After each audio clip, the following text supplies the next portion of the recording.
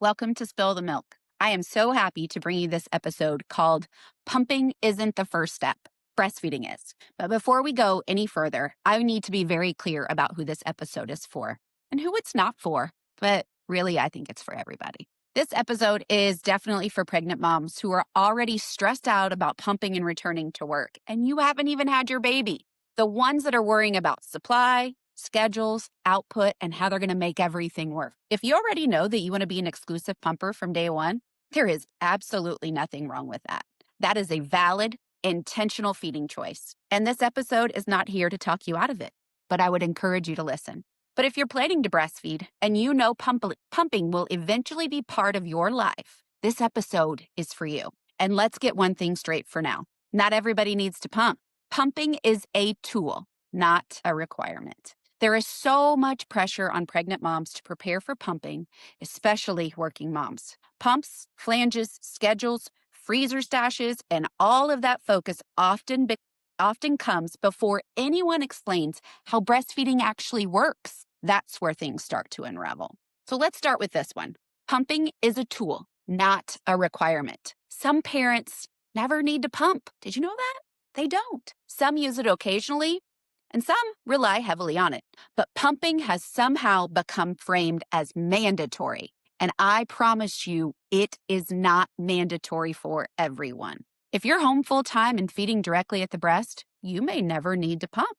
If you're returning to work, pumping becomes a bridge, not the foundation. The problem is when we build the whole feeding plan around the bridge instead of the foundation, that's where the problems come in. Why pumping anxiety starts in pregnancy? Oh my gosh, you guys know this. Most pumping anxiety doesn't come from pumping itself. It comes from fear of the unknown, right? No one explains how milk supply is established. So I'm going to explain it right now. Did you know that you do not have to do any pumping in order for your milk to come in? You don't. That's not how it works. We automatically get a supply. We don't have to do anything. Our body, because the shedding of the placenta signals milk production, we automatically just get a supply. We don't have to do anything.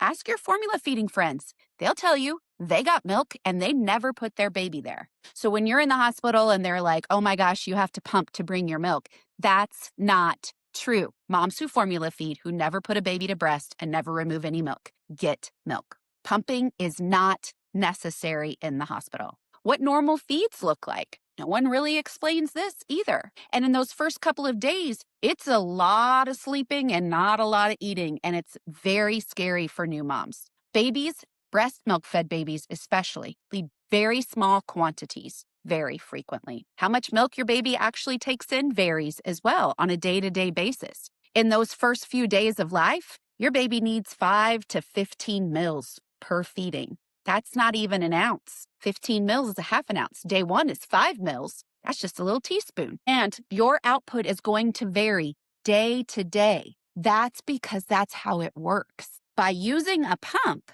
to dictate output, there's so many variables involved there. But your baby also takes different amounts every day. Some moms try to control that so they can focus on the pump. They try to control and know, and they want to see the amount that's coming out, and they start to focus on the pump. I want to redirect you. So please keep listening.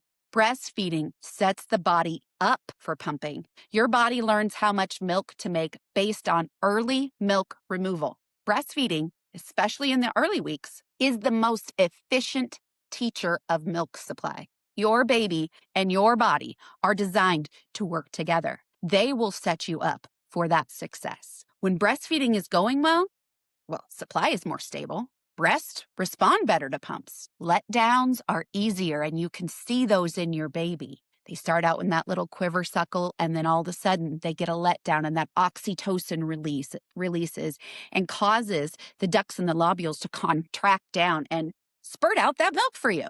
But pumping output will improve the more that you do it. When breastfeeding is misunderstood or struggling, pumping feels like a constant fight. So here's where it's important, because what I said was this episode is really for those of you who are pregnant and you're worried.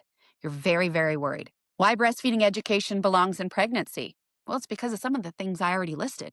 See, I really feel like what happens is we focus so much on the aspect of educating a mom about labor and delivery that we don't educate ourselves on how we're going to feed our baby and what that looks like for us. And the moment that baby is born, that labor and delivery class and everything that you learned is done the moment that that baby is born. But that breastfeeding journey you're getting ready to go on doesn't stop after a few hours of pushing. It continues on and on and on. And you need to be supported in that so that you understand. So, breastfeeding education needs to happen before the baby arrives. I say this all the time, and I hear it from thousands upon thousands of moms when I'm doing virtual consultations with them. The most common thing I hear is, I wish I would have known more. So, my breastfeeding class during pregnancy focuses on all those things that you need to know. And I'm going to recommend that you take it. I'm going to link it in the description. It's called the Breast Start. It talks to you about expectations with your baby, how supply works, what early feeding should look like, supply and demand, feeding on demand, what's normal and what's a red flag. And it's going to set realistic expectations for you. This isn't about pressure. It's about preparation.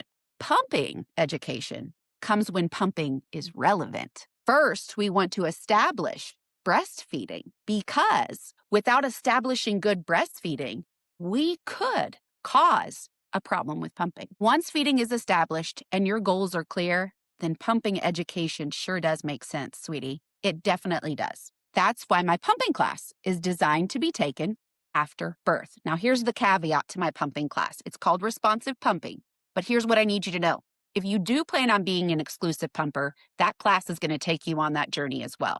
Because pumping depends on your baby's age, your work schedule, how often your baby feeds, your body's response, your goals, your flanges, how to store your milk, how to pace a bottle feed. All of that is included in my responsive pumping class. I'll link it in the description as well.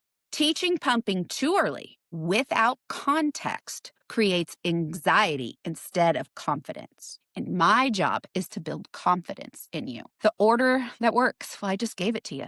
For moms who will be pumping because they're returning to work, here's the order that works best and what I've seen over my 20 years. Breastfeeding education during pregnancy, knowing what to expect. The expectation of what your baby can do on day one is very different than what your baby can do 2 weeks out. During this time, we need to understand that breastfeeding in itself takes time. It's a journey you're going on with your baby. Just like Rome wasn't built in a day, neither is a breastfeeding journey. Those first few weeks are rough, but they get better. And the more you practice it, the better you become. Here's my biggest thing that I want to warn you against. If you're practicing 3 things, you're not going to be really good at any of them. If you're practicing baby to breast, pumping, and bottle feeding, no one has a chance to get a real good grip on anything. And if we go back to the primary thing that's important in establishing a good milk supply, it's your baby. Get good at that before you try to get good at anything else. Establish feeding and milk supply. That's step 2. And then step 3, pumping education once pumping is needed, a couple weeks before you decide. Again, all of my resources are going to be linked in this description. I'm going to encourage you to really, truly think about what I said with breastfeeding education during pregnancy. This order that I just gave, breastfeeding education during pregnancy, establishing feeding and milk supply, and then pumping education, reduces stress, improves supply, and makes pumping feel manageable instead of overwhelming. So if you're pregnant and already worried about pumping, take a deep breath, sweet mama. I've got you. You don't need to do everything at once. You don't need to master pumping before your baby is even here. And you definitely don't need to pump unless there's a reason to. Start with breastfeeding education. Get solid in your knowledge and get in a good format with your baby. Then add pumping when it actually applies to your life. So I'm calling out all of you pregnant moms. Start with my breastfeeding class, the Breast Start. It lays the groundwork. Then, when pumping becomes part of your plan, my responsive pumping class will meet you right where you are. Again, all the links are going to be in the notes, and I can't wait to hear how some of you are progressing. Have a good day.